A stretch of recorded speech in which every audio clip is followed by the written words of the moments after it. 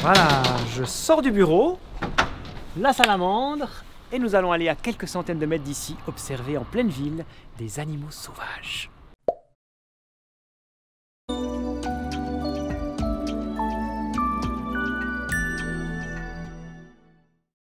À la salamandre, on est presque tous en télétravail. Aujourd'hui, je suis juste passé au bureau prendre des affaires et puis entre deux réunions, j'en peux plus de ces visioconférences. Je vais juste aller un petit coup au port, regarder si je trouve des oiseaux. Je suis sûr que je pourrais faire quelques petites rencontres sauvages. Ça va me faire du bien. Voilà, j'arrive au bord du lac. C'est super beau aujourd'hui. Et on va aller regarder là. Je vois déjà des oiseaux. Alors,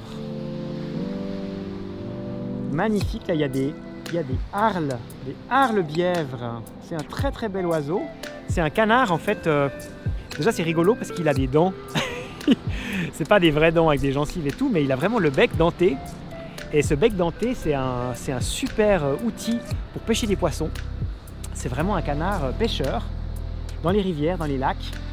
Et puis là, il y a plusieurs mâles qui sont très très beaux. Ils ont le ventre un peu blanc saumonné. Ils ont le dos, de loin on dirait que c'est noir, mais en fait il y a des reflets verts, il y a des reflets bleus, c'est très beau. Un beau capuchon noir. Le bec crochu denté.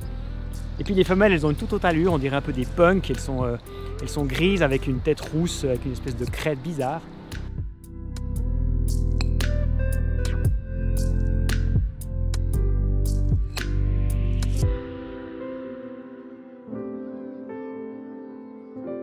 Bon, il y a des foulques.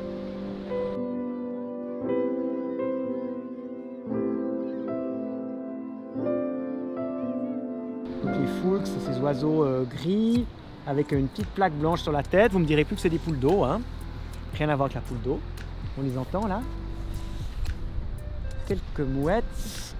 Et puis un autre très très joli canard. On va descendre les escaliers là, on va se rapprocher.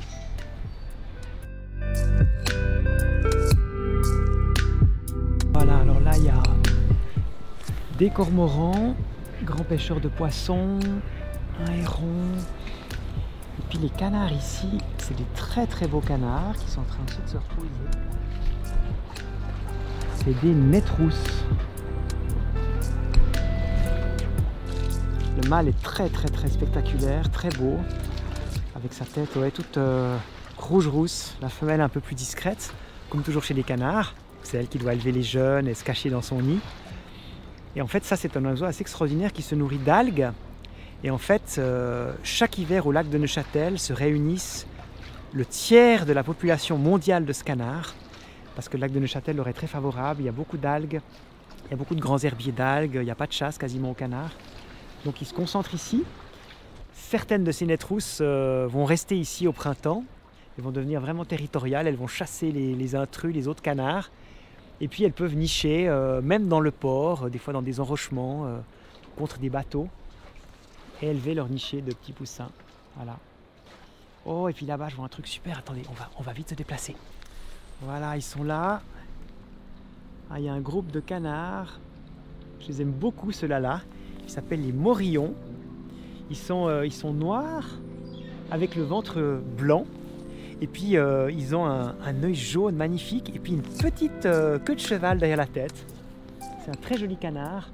Un canard plongeur, un canard qui peut plonger à 6, 8, 10 mètres de profondeur au fond du lac. Et en fait, lui, il ne mange pas des poissons, il ne mange pas des algues, il adore les coquillages. Le morillon, en fait, il prospère dans le lac de Neuchâtel, le lac Léman, le lac d'Annecy et tous ces lacs depuis les années 60. Il y a une moule qui a été introduite, la moule zébrée, et en fait, qui tapisse le fond du lac.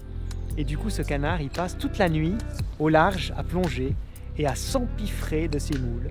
Et puis la journée, il recherche des endroits tranquilles comme ce port pour se reposer.